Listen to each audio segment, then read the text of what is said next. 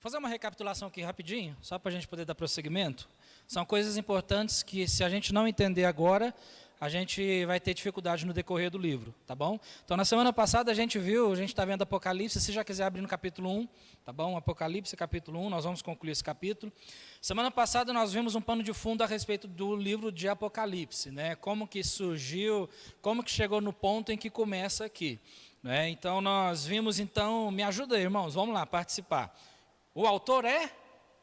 Qual que é o nome do autor? Vamos lá, gente. Cadê? O nome do autor é? João. Qual João? João Batista, certo? Não, que João que é esse? João apóstolo, teólogo amado, exatamente, né? Filho de Zebedeu, irmão de Tiago. Né? Ele é irmão de Tiago, lembra disso? Então, nós vimos, filho de Zebedeu. Esse Tiago é o mesmo que escreveu a carta de Tiago, amém? Tá certo?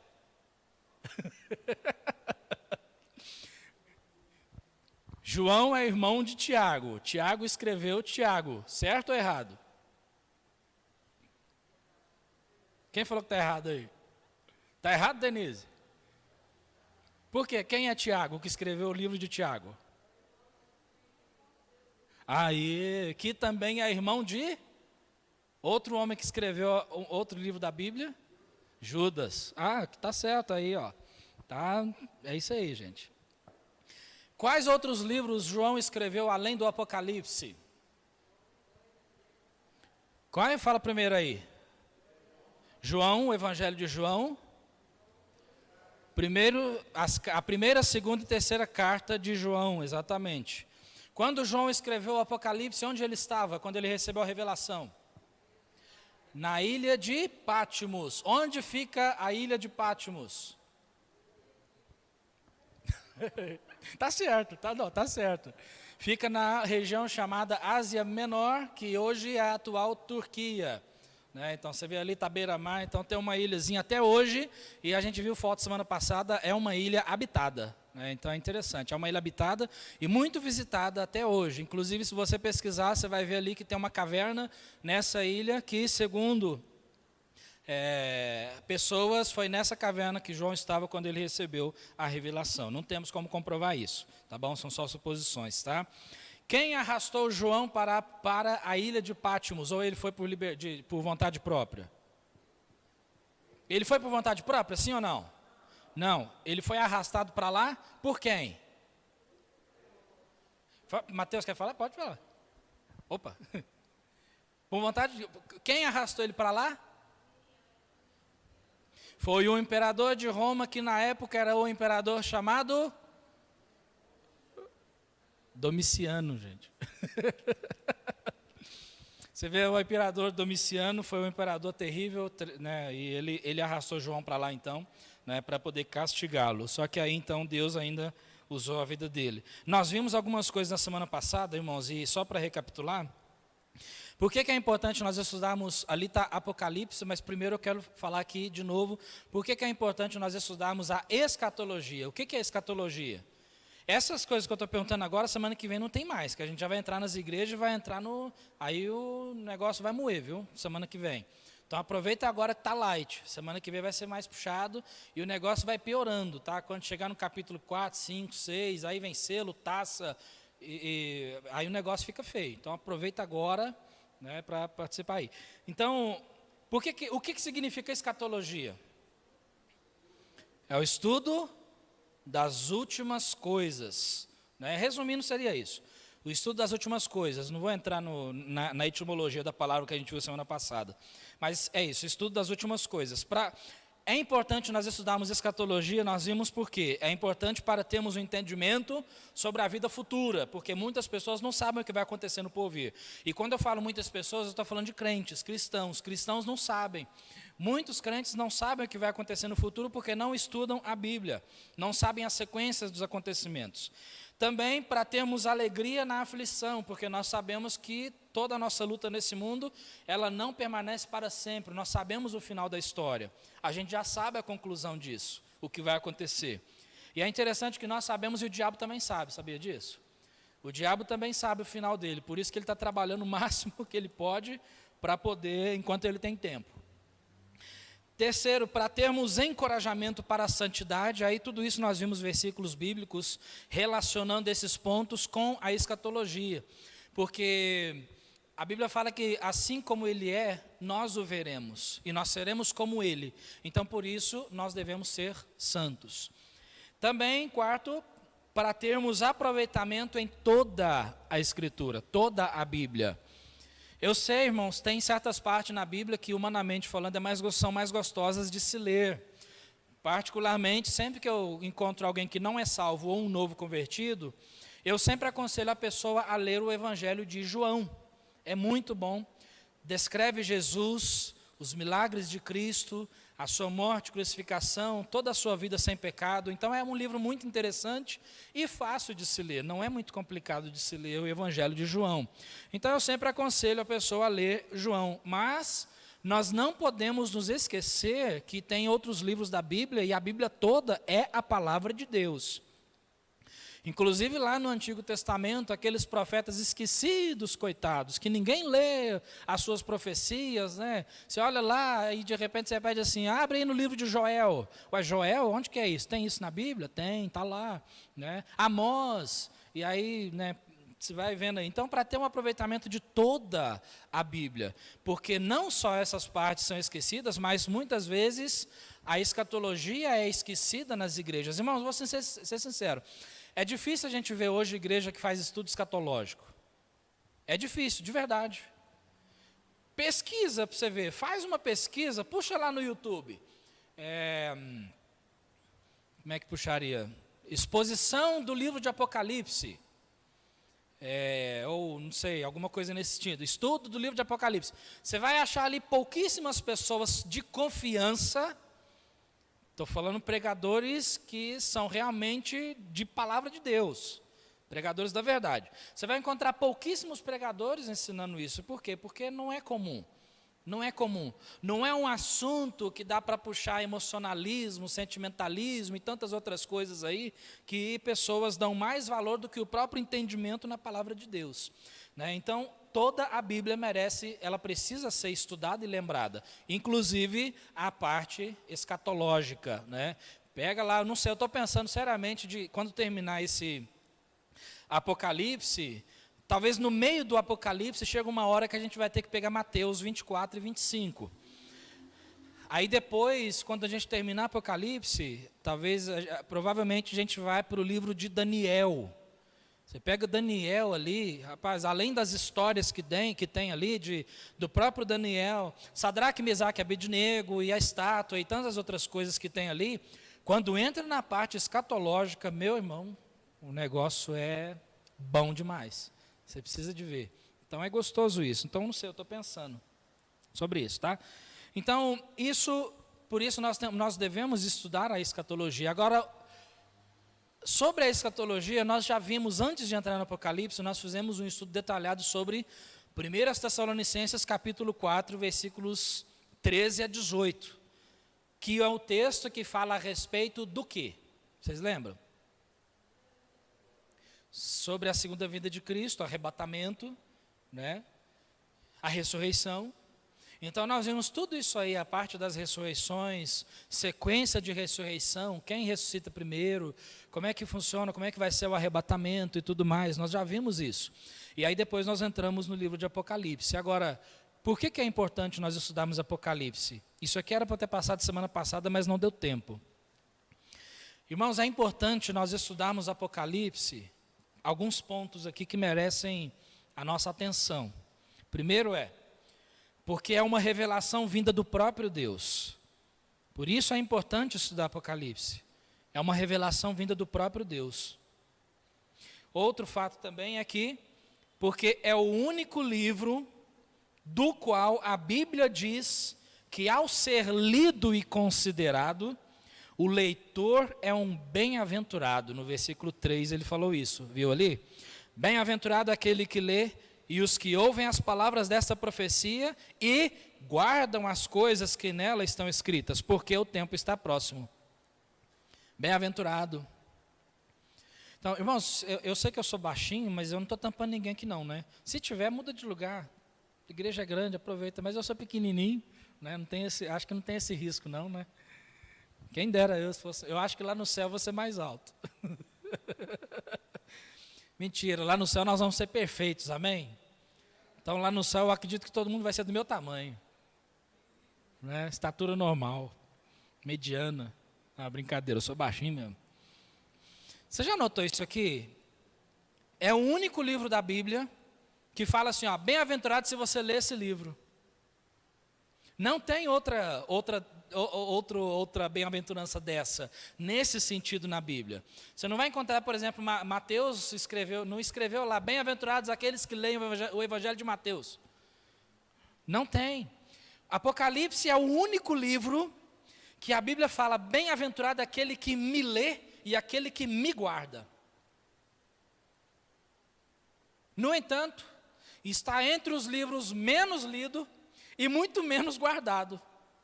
Porque as pessoas de hoje não estão vivendo como se as coisas escritas aqui estariam prestes a acontecer.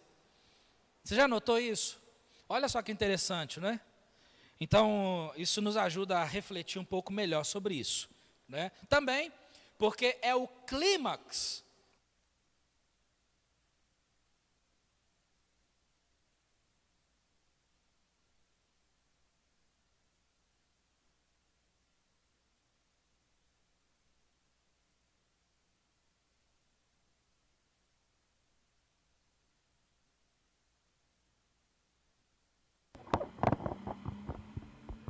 Se eu não usar o microfone, não sai o áudio aqui. E só para lembrar, eu estou gravando essas mensagens para caso aqueles que têm o costume de estar na quarta, se você houver alguma emergência, você faltar, então eu tenho um vídeo, posso te mandar o link certinho, tá bom? Mas isso aqui na realidade é para o meu, eu quero guardar isso aqui nos meus arquivos ali, tá? E também porque tem irmãos que estão estudando na faculdade e tal, e não pode estar presente. Mas então, outro motivo pelo qual é importante estudar Apocalipse é porque é o clímax de toda a profecia bíblica. Clímax. Você sabe o que é clímax? Clímax é o auge, é o topo. Então, Apocalipse é o clímax da profecia bíblica. Por quê? A palavra de Deus ela é repleta de profecias. Você pega Gênesis, Apocalipse, repleta de profecias em cima de profecias e profecias e profecias. E muitas dessas profecias, elas não são claras, nós não temos um entendimento completo sobre elas. Quando chega no livro do Apocalipse, isso aí nos mostram estas mesmas profecias de um modo mais claro, mais simples, para melhor entendimento. Tá bom? Então, por isso, muitas profecias do Antigo Testamento, elas são explicadas no livro do Apocalipse, de uma melhor forma. Então, é o clímax das profecias, porque é o livro que menciona claramente o final de tudo, o triunfo de tudo. Tá bom? Então, por isso é importante. E outra razão também, porque é uma carta para a igreja. Nós vimos que é uma carta escrita para a igreja. Ela deveria ser entregue às 7 igrejas da Ásia, né? E, logicamente, aquelas igrejas, quando nós olhamos, elas simbolizam as nossas igrejas através das eras, que é o que nós vamos começar vendo na semana que vem, tá bom? Porque é o anúncio da vitória final de Cristo, capítulos 19 e 20, onde nós temos ali a batalha do Armagedon, Satanás é preso, Cristo reina 1000 anos, depois do julgamento e tudo mais. Então, Cristo é vitorioso. E nós temos, porque é uma confirmação do lar eterno do salvo em Cristo. É a confirmação do lar eterno, capítulos 21 e 22. Então, por isso é importante nós estudarmos Apocalipse. Por isso é muito importante, tá bom? E falando sobre isso, então, entrando no nosso texto, hoje, nós vamos estar vendo aqui o Cristo ressurreto e glorificado é o Senhor da igreja. Essa é a mensagem central de Apocalipse no capítulo 1, na segunda divisão do capítulo, versículos 9 a 20. Nos versículos 1 a 8, nós vimos que é uma saudação, então começa ali João descrevendo, né, como a respeito da saudação, o objetivo e tudo mais, e agora ele vai falar a respeito do Cristo ressurreto e glorificado é o Senhor da igreja. Leia comigo Apocalipse capítulo 1, versículos 9 até o versículo 20. Apocalipse capítulo 1, versículos 9 a 20 diz assim: Eu, João, que também sou vosso irmão, e companheiro na aflição e no reino e paciência de Jesus Cristo, estava na ilha chamada Pátimos, por causa da palavra de Deus e pelo testemunho de Jesus Cristo. Eu fui arrebatado no Espírito no dia do Senhor, e ouvi detrás de mim uma grande voz, como de trombeta, que dizia: Eu sou o Alfa e o Ômega, o princípio e o derradeiro. E o que vês, escreve-o num livro e envia-o às 7 igrejas que estão na Ásia: a Éfeso, a Esmirna, e a Pérgamo, e a Tiatira, e a Sardes, e a Filadélfia, e a Laodiceia. E virei-me para ver quem falava comigo. E virando-me, vi 7 castiçais de ouro. E no meio dos 7 castiçais, um semelhante ao Filho do Homem, vestido até aos pés de uma roupa comprida, e cingido pelos peitos com um cinto de ouro. E a sua cabeça e cabelos eram brancos como a lã branca, como a neve, e os seus olhos como a chama de fogo. E os seus pés semelhante ao latão reluzente, como se estivessem sido refinados numa fornalha. E a sua voz como a voz de muitas águas. E ele tinha na sua destra 7 estrelas, e da sua boca saía uma aguda espada de 2 fios, e o seu rosto era como o sol, quando na sua força resplandece. E eu, quando o vi, caí a seus pés como morto. E ele pôs sobre mim a sua destra, e dizendo-me: Não temas, eu sou o primeiro e o último, e o que vivo e fui morto. Mas eis que estou vivo para todo o sempre. Amém. E tenho as chaves da morte e do inferno. Escreve as coisas que tens visto, e as que são, e as que depois destas hão de acontecer. O mistério das 7 estrelas que vistes na minha destra, e dos 7 castiçais de ouro. As 7 estrelas são os anjos das 7 igrejas, e os 7 castiçais que viste são as 7 igrejas. Irmão, esse aqui é um texto tão interessante quando a gente começa a entender o que está sendo escrito aqui. Infelizmente, o livro de Apocalipse tem sofrido muito preconceito, por motivo de medo ou por falta de entendimento.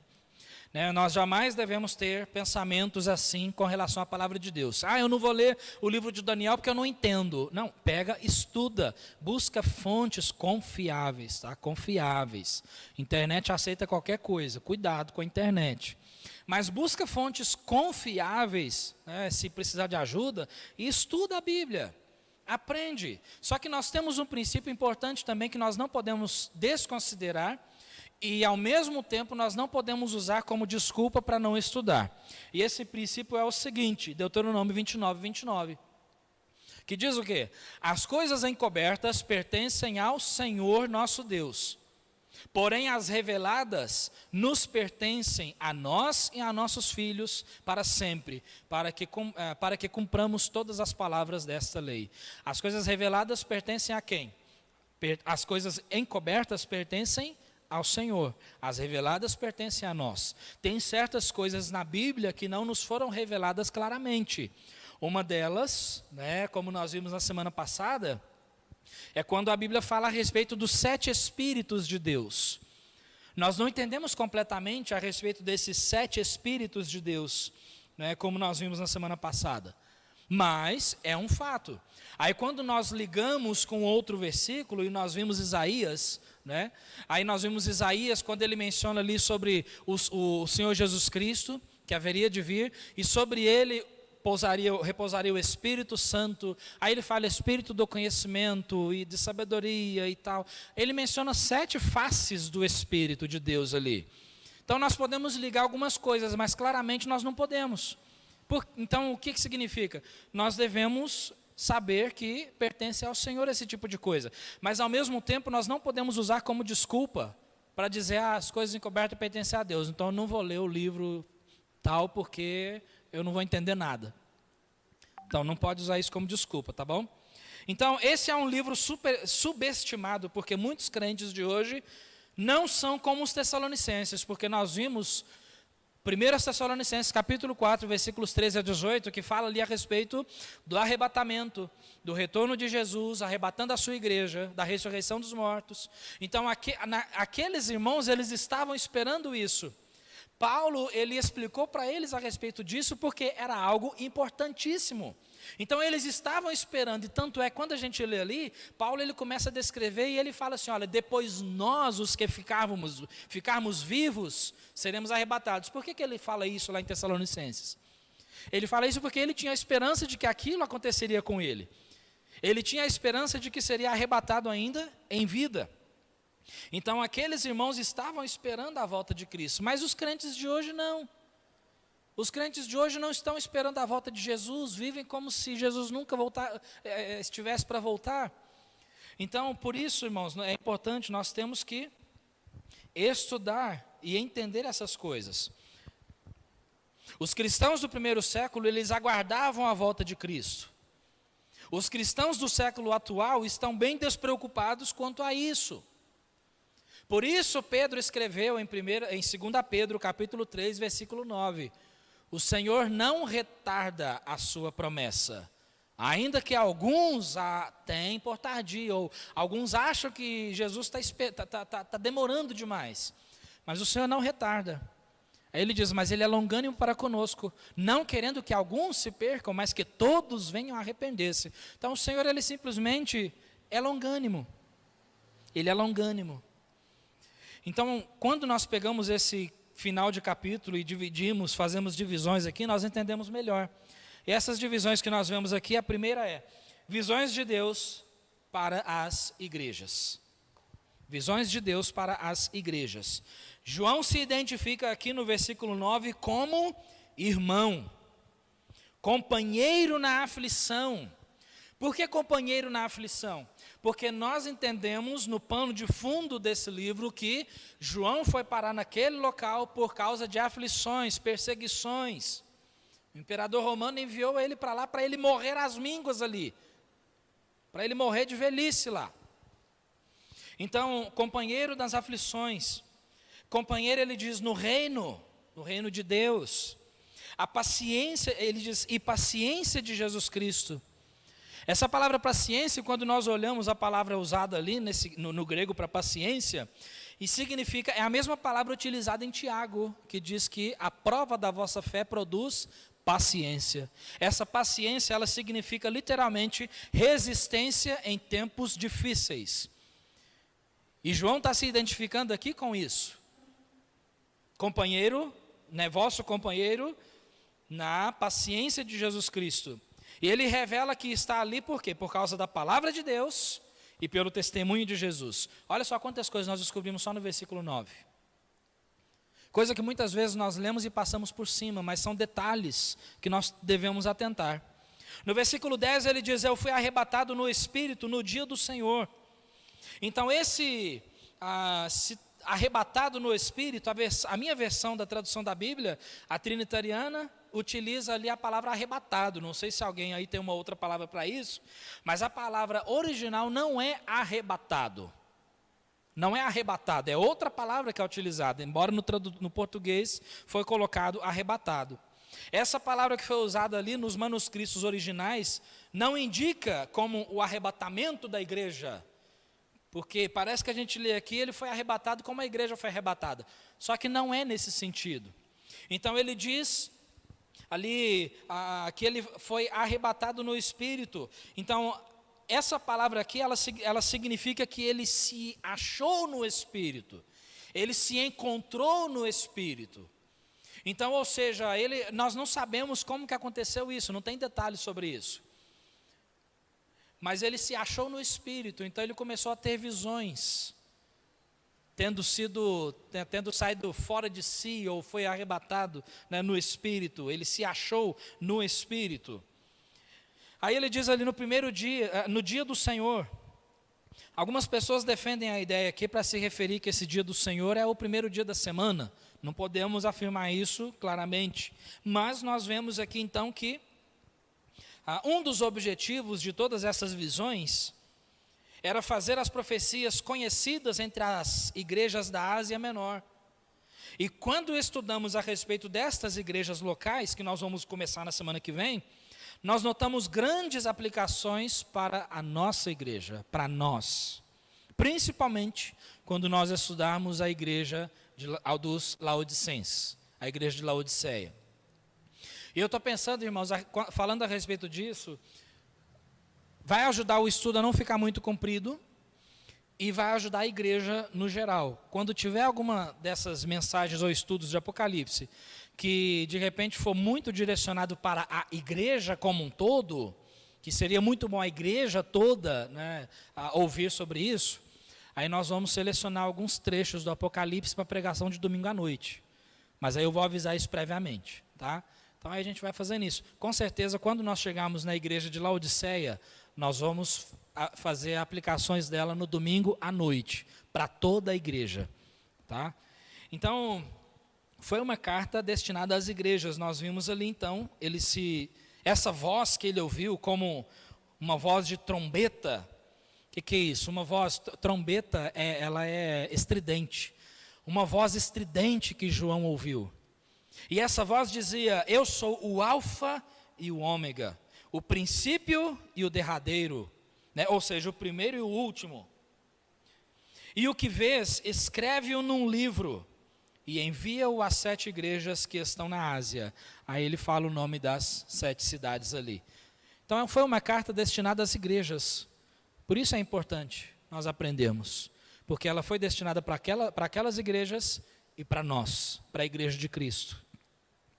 Então até aqui nós vemos essa divisão. Nós vemos aqui, irmãos, a descrição do Cristo ressurreto e glorificado. A descrição do Cristo ressurreto e glorificado. Esse homem que aparece para João, que primeiramente ele ouviu a voz, era o mesmo Jesus que havia sido humilhado, esbofeteado, açoitado, crucificado e morto por nossos pecados. O mesmo que após ter sido ressuscitado ao 3º dia, apareceu para muitos irmãos, incluindo os discípulos, em volta de uma fogueira, no último capítulo de João, onde comeu pão e peixe com eles. Esse é o mesmo Jesus. Nós vamos entender o contraste aqui. Esse aqui é o mesmo Jesus que disse para Tomé: Tomé, coloca o seu dedo aqui nas marcas e no meu lado, e veja, sou eu mesmo. Esse é o Jesus. Esse é o mesmo Jesus que havia subido ao céu, do qual os anjos disseram que iria voltar, em Atos capítulo 1, versículo 11. Então, João havia conhecido esse Jesus, o Salvador, o fraternal, o Jesus amoroso e humilde, sempre perseguido por causa das suas obras e da sua pregação. O Jesus que foi rejeitado, que foi criticado, o Jesus sofredor, humilhado, esse era o Jesus que João conhecia. Agora aqui, esse Cristo, ele se apresenta de uma forma totalmente diferente. E é aqui que, nesse trecho, irmãos, é aqui que nós temos o auge de tudo isso. Nós temos o auge aqui, porque Jesus se apresenta aqui de uma forma diferente, com autoridade, tremendo, esplendoroso, glorificado e pleno em sua majestade. Esse é o Jesus que João está vendo agora. E é justamente por isso que nós lemos no versículo 17: e eu, quando o vi, caí a seus pés como morto. Porque foi esse Jesus que João estava vendo, não aquele Jesus outrora humilhado. Agora é o Jesus glorificado. Glorificado. E quando Nós notamos tudo isso quando nós lemos a descrição de João sobre este homem que ele viu. No versículo 12, quando João se virou para ver o dono daquela voz estridente, o que ele viu? E virei-me para ver quem falava comigo. E aí ele diz que, e virando-me, vi 7 castiçais de ouro. 7 castiçais de ouro. Guarde essa informação, vou pegar ela de volta só no finalzinho, tá? Mas ele viu 7 castiçais de ouro, e não só isso, irmãos. Mas ele diz ali no versículo 13, e no meio dos 7 castiçais, isso é importante, e nós vamos fazer isso no final também. Ele viu 7 castiçais, e no meio dos castiçais, ali no meio deles, ele viu ali, ele diz, um semelhante ao filho do homem. Semelhante ao filho do homem. Você consegue entender quando a Bíblia fala filho do homem? O que significa isso? Isso é importante para nós sabermos. Quando a Bíblia fala semelhante ao filho do homem,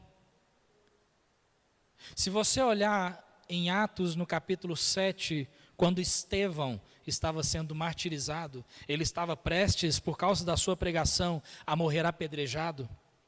Antes ele diz que viu os céus abertos, ele olhou para cima, viu os céus abertos, e ele viu ali o Filho do Homem à destra de Deus.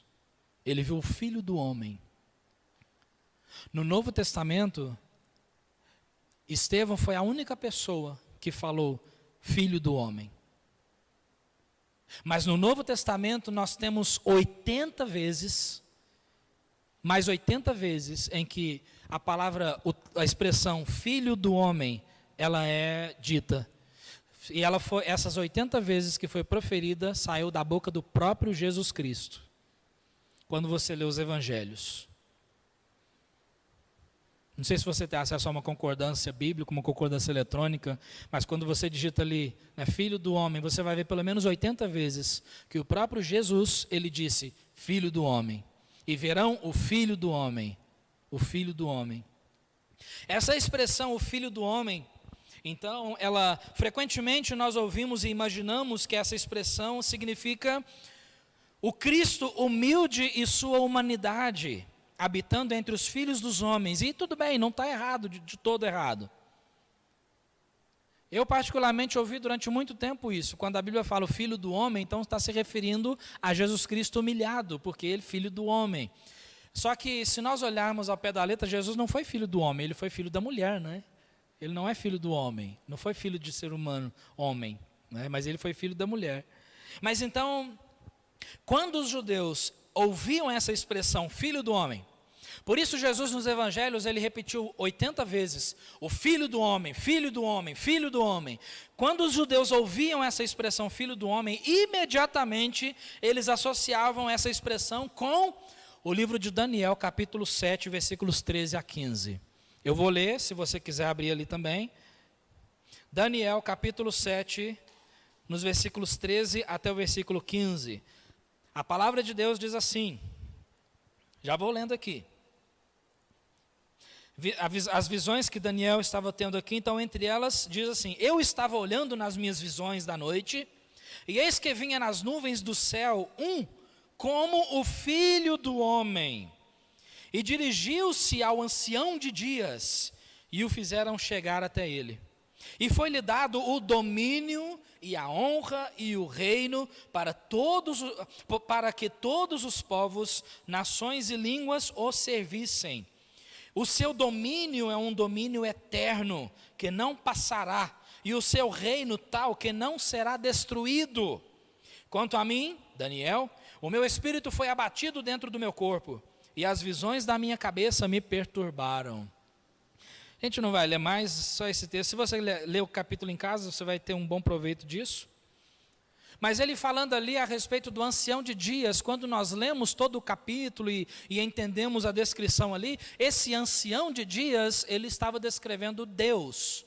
E ele diz ali que diante desse ancião de dias, chega ali um homem semelhante ao Filho do Homem. O Filho do Homem chega ali, e esse ancião de dias, ele dá para o Filho do Homem o domínio sobre todas as nações, sobre todos os reinos. Então nós entendemos claramente, irmãos, que quando a Bíblia se trata do Filho do Homem, está falando de Jesus Cristo, está falando de Jesus. O livro de Daniel, quando você estuda, você vê que é um livro de triunfo, porque as profecias dele, elas mostram ali a respeito do reino do Messias. Por isso os judeus, eles associavam essa expressão Filho do Homem com Daniel, porque os judeus eles estavam esperando o Messias, e isso era muito importante para eles. Eles estavam esperando, e tanto é que muitos judeus estão esperando até hoje o Messias. Na visão de muitos judeus, ainda não se cumpriram as profecias, essas profecias. Mas, então, era algo importante para eles. Eles estavam realmente esperando o reino do Messias, né? Então, o livro de Daniel, ele traz ali o juízo de Deus sobre todas as nações e a ascensão do reino do Messias, que era coisa que os judeus estavam loucos, eles sempre esperaram acontecer isso. Alguém que viria julgar as nações, os inimigos, julgar Roma e levar todo o povo, né, o seu povo ao reino do Messias. Então, os judeus, eles são, tanto é que se você olha a história, eles são apaixonados pelo livro de Daniel, os judeus. Então, Jesus, ele se referia ao Filho do Homem. Ao Filho do Homem. E dessas vezes, então, ele se refere sempre, Jesus ele se refere como alguém superior, maior.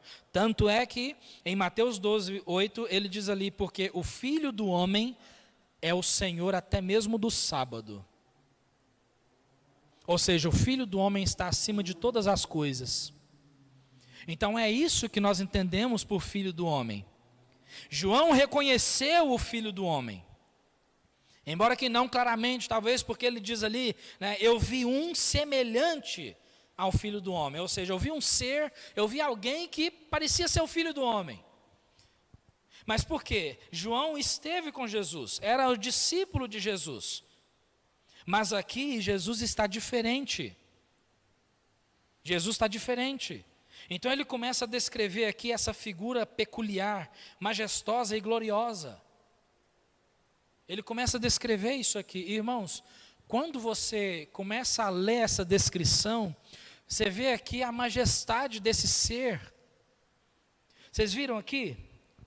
Ele disse ali então, continuando ali no versículo 13, vestido até os pés de uma roupa comprida, cingido pelos peitos com um cinto de ouro. Ele tinha um cinto de ouro nos seus peitos, sobre o seu peito. Cinto de ouro aqui nós podemos ver que faz referência a vestes reais. A sua cabeça e cabelos eram brancos como a lã branca, como a neve. Quando a Bíblia fala sobre cabelos brancos ou cãs, está falando aqui de sabedoria, experiência. E nós sabemos que o nosso Senhor Jesus Cristo, ele é a plenitude da sabedoria, né? Sabedoria de Deus. Ele diz ali que os seus olhos como chama de fogo. Imagina João de repente ouvir uma voz como trombeta, né? E aí ele olha para trás e vê uma figura dessa com os olhos como fogo.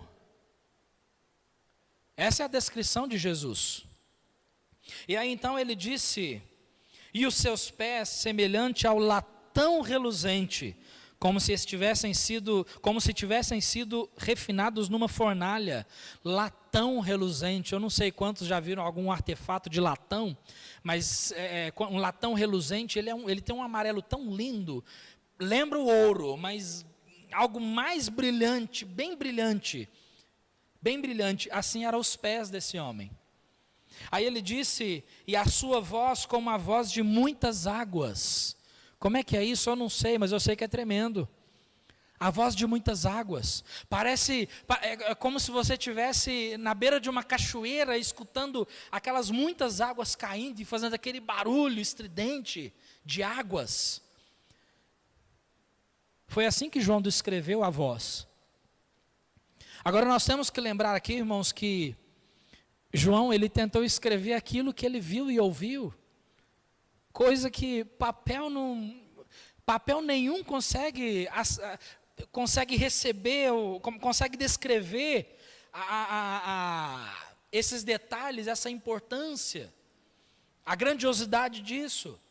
Então nós não sabemos, mas aí a nossa cabeça começa a formar certos, né, a imaginação começa a fluir.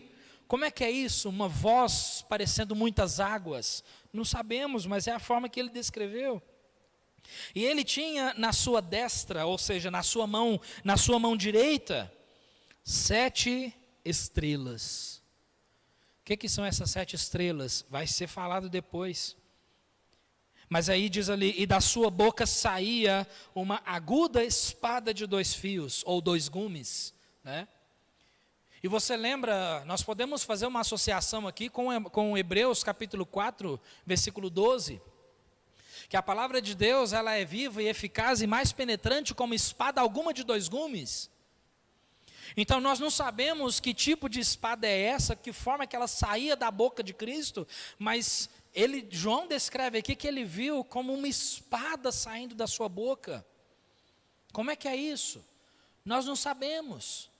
Mas nós entendemos certas coisas, que os olhos como de fogo. Fogo na palavra de Deus simboliza a purificação, mas também simboliza castigo, fogo eterno. Então nós vemos que a palavra de Deus, que é a espada de 2 gumes, ela simboliza também, né, juízo, além de muitas coisas, porque nós seremos julgados pelas coisas que estão escritas nesse livro. Então, como que é isso? Não sei, mas a gente vai associando com algumas coisas. E aí diz ali que o seu rosto era como o sol, quando na sua força resplandece. O sol, sabe aquele sol que queima, aquele brilho do sol do meio-dia, 1h da tarde, aquele dia bem ensolarado com os céus abertos? João descreve o rosto de Cristo como sendo o sol no seu auge do dia.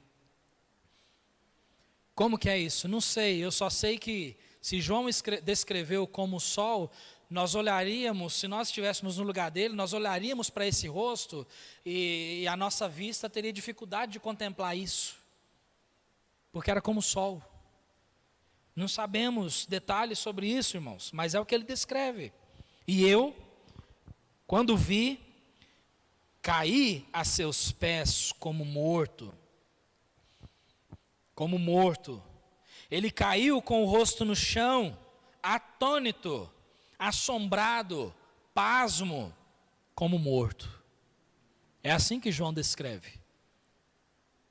E é interessante, irmãos, quando nós fazemos associação com outros textos na Bíblia, em Isaías no capítulo 6, você se lembra qual foi a reação de Isaías quando ele viu o trono e os serafins que voavam e clamavam: santo, santo, santo é o Senhor dos exércitos? Qual que foi a reação de Isaías? Ai de mim, que sou um homem impuro, habito no povo de impuros lábios, e os meus olhos contemplaram o Rei. Ai de mim. Nós entendemos um pouquinho a reação de João aqui. Ai de mim. Irmãos, esse dia aqui vai ser um dia maravilhoso, mas ao mesmo tempo vai ser um dia, ai de mim, ai de mim. Quando João caiu sobre o seu rosto, você notou aqui o que acontece? Você já pensou, irmãos, qual que é a sensação de ser tocado por Jesus Cristo, glorificado, por esse ser que a nossa mente não consegue montar uma imagem desse ser? Você conseguiu formar uma imagem disso na sua mente? Eu não consigo, não dá. Aí eu puxei lá, né, na internet, né, você puxa ali, Jesus em Apocalipse 1. Aí ele mostra ali, eu vi, se você tiver curiosidade, olha depois. Ele mostra ali um ser, né, a figura de um homem, com os cabelos brancos, uma barba branca, com vestes compridas, um cinto de ouro sobre o seu peito, assim com 7 estrelas, né, na sua mão, ao redor da sua mão, da sua destra. no meio de castiçais. Essa foi a figura, mas ainda assim, nós não podemos entender porque, e essa espada, o que é isso? Esses olhos de fogo, nós não sabemos. Eu só sei, irmãos, que toda essa visão que João viu, deixou ele de cara no chão, com a sua face prostrada. Mas aí o que aconteceu? Diz assim: e ele pôs sobre mim a sua destra e disse-me: não temas, eu sou o primeiro e o último, e o que vivo e fui morto, mas eis aqui, estou vivo para todo o sempre. Esse é o Jesus glorificado. Esse é o Jesus que nós servimos. Esse é o Jesus que a igreja adora hoje. Não aquele Jesus humilhado antes. Não aquele Jesus que nós encontramos em muitos crucifixos. Já viu? Aquela figura daquele Jesus caído, magro, machucado, sangrando, com aqueles olhos tenros e tristes. Não aquela figura daquele quadro que nós vemos também, aquela famosa pintura daquele Jesus com os cabelos, aquele Jesus com os cabelos cacheados, olhos azuis, bonito mas com aquela cara humilde, feminizada. Não é? Um Jesus meio feminino. Você já reparou essas pinturas de antigamente? É um Jesus meio feminino, meio torneado, meio estranho, com o rosto... Puxa vida, não é esse Jesus que João está vendo. Não é esse Jesus que nós adoramos. É o Jesus glorificado. O Jesus triunfante. Esse é o Jesus da igreja. Esse é o Jesus que nós servimos. E ele diz: eu fui morto, mas vivo, e estou vivo para todo o sempre, todo o sempre. Esse é o Cristo glorificado. Aí diz amém. E aí ele fala algo interessante: e tenho as chaves da morte e do inferno. Por quê? Da morte, porque ele tem poder para ressuscitar os mortos, e é o que vai acontecer. E do inferno, porque ele tem poder para julgar, e é o que vai acontecer. É o que vai acontecer. Nós vemos em Apocalipse no capítulo 20, quando fala ali a respeito do juízo final. Cristo tem as chaves do inferno também. E um dia o lago de fogo e o inferno, um dia esse inferno será lançado no lago de fogo. E essa é a segunda morte. Então Jesus está dizendo isso. Jesus se descreve dessa forma. E aí, irmãos, Jesus, ele diz para João ali algo interessante no versículo 19, você viu? Escreve as coisas que tens visto, e as que são, e as que depois dessas hão de acontecer. Então, ele disse: João, escreve as coisas que tens visto, ou seja, coisas que você já viu até aqui no passado, tudo isso, escreve. E ele diz aqui: e as que são, ou e as que está vendo, as que estão acontecendo agora diante dos seus olhos, escreve. E as que depois destas hão de acontecer. Então aí ele já menciona coisas que vão acontecer no futuro, que nós encontraremos a partir do capítulo 4. Essas coisas, João, então, que vão acontecer, escreve também. Escreve. E aí, no versículo 20, nós temos o fechamento disso, que é: Cristo se revela como o Senhor da igreja. O Senhor da igreja. E agora a gente vai entender o porquê. Lembra lá quando nós vimos no versículo 12, volta comigo, e virei-me para ver quem falava comigo. E quando ele se virou, o que ele diz? E virando-me, vi 7 castiçais de ouro. Aí no versículo 13, no começo, ele diz que sobre esses 7 castiçais, no meio destes castiçais, ele viu o Filho do Homem, Jesus, no meio dos castiçais. E aí nós encontramos no versículo 16 também, e ele tinha, esse homem que estava andando no meio dos castiçais, ele tinha na sua destra, ou seja, ao redor, na sua mão direita, ele tinha 7 estrelas. 7 castiçais e 7 estrelas. Versículo 20. O mistério das 7 estrelas que viste na minha destra e dos 7 castiçais de ouro. As 7 estrelas são os anjos das 7 igrejas. E os 7 castiçais que viste são as 7 igrejas. Só que é interessante, irmãos. Então ele fala aqui que as 7 estrelas são os anjos das 7 igrejas. Onde que estavam essas 7 estrelas? Na sua destra. Anjos das sete igrejas. Agora, aqui é algo curioso. A palavra anjo, no grego, angelos, né, significa, a tradução dela é anjo de Deus, ou mensageiro, ou embaixador, ou representante. A palavra anjo significa isso. Pode representar um anjo de verdade, ou um mensageiro, embaixador, ou um representante.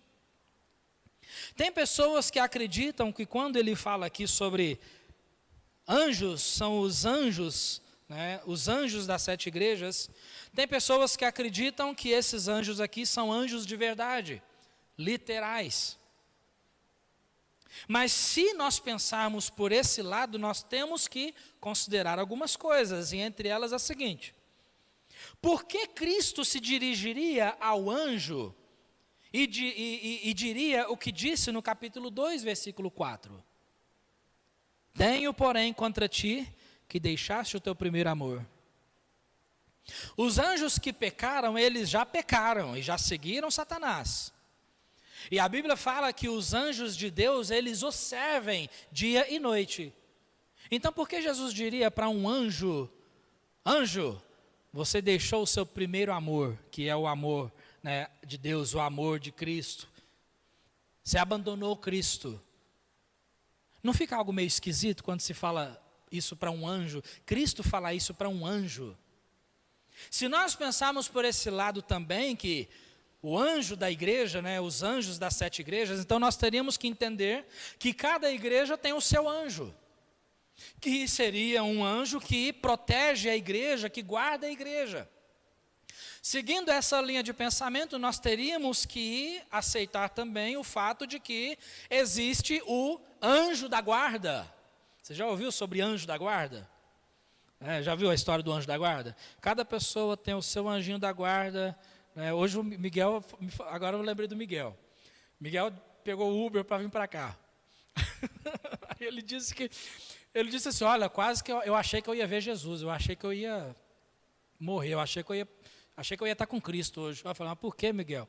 Não, porque a motorista que veio, ela veio rápido e não sei o quê. E você falou que ela, como é que ela entrou na contramão também? Entrou na contramão e tal, e pá, e o rapaz chegou aqui segurando, né, com medo.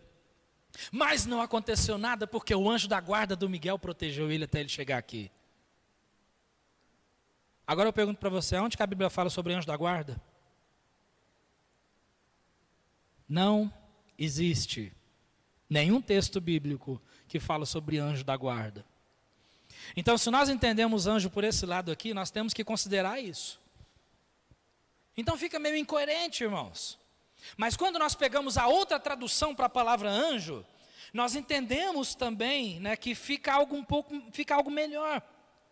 Então essas coisas não fariam sentido, mas quando nós olhamos por outro lado, que anjo significa mensageiro, representante, então Cristo traz palavras de elogios e juízos aos representantes dessas 7 igrejas. Então, olhando por esse lado, os representantes, nós podemos dizer que são os líderes das 7 igrejas, os pastores das 7 igrejas, aqueles que eram responsáveis por essas 7 igrejas. E aí, então, quando Jesus começa a falar fatos sobre essas igrejas, ele descreve, então, ele fala: ao anjo da igreja tal escreve. É um recado para aquele anjo.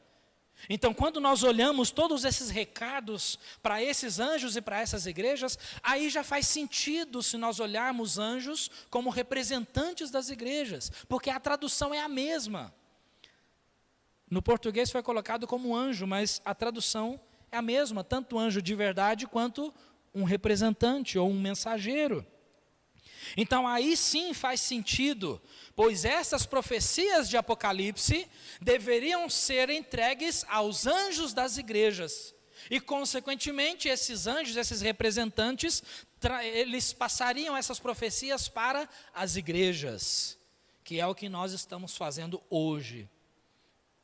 Então nós vimos aqui então, olhando por esse lado, que 7 castiçais de ouro são 7 igrejas. Castiçal ou candelabro representa luz. Em João capítulo 8, versículo 12 diz, Jesus disse, eu sou a luz do mundo. Em Mateus 5,14, Jesus também diz, vós sois a luz do mundo. Oh, mas como assim? Jesus é a luz do mundo, mas nós somos a luz do mundo? O que significa isso? Irmãos, isso significa que Cristo brilha e é Ele quem dá brilho para a sua igreja brilhar. Jesus é o nosso sol, nós somos a lua, nós não temos brilho em nós mesmos. A vida da igreja reflete a luz de Cristo. A igreja precisa resplandecer Cristo. Por ela mesma ela não tem brilho, mas o nosso brilho vem de Cristo. Por isso nós somos a luz do mundo, porque a nossa luz é Jesus. Jesus. Então, enquanto a igreja dos nossos dias for uma igreja egoísta, individualista, indiferente ao próximo e omissa quanto à evangelização, a luz de Cristo não pode brilhar. Não porque ele não tenha luz, mas porque a igreja perdeu o seu brilho. Consegue entender isso? Então, por que Jesus está tão preocupado aqui com a sua igreja, com essas 7 igrejas? Por que essas profecias todas deveriam ser entregues para essas igrejas? Porque Ele é o Senhor da igreja. Este homem de fisionomia triunfante, extraordinária, reluzente, de brilho extremo e ofuscante, é o Cristo ressurreto e glorificado. E é Ele quem está no meio dos 7 castiçais. Ou seja, é Ele quem está no meio das 7 igrejas. E isso representa o Cristo que está no meio da nossa igreja. Representa o Cristo que está no meio da nossa igreja. Então, sempre que a igreja se reúne, Cristo está ali no meio. Cristo está ali no meio. E na sua mão, fazendo essa analogia aqui, entendendo por esse lado, na sua destra, o que ele tem? As 7 estrelas. O que são essas estrelas? Os líderes das igrejas. Então isso significa que os líderes verdadeiros, os servos de Cristo, os que pregam a verdade, os que pregam o evangelho, os que pregam a palavra de Deus como ela é realmente, estão nas mãos de Cristo.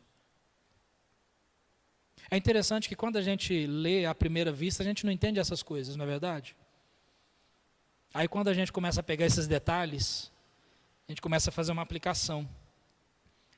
É esse Jesus, concluindo, quem irá trazer julgamento sobre cada ser humano que já existiu, que existe e que existirá.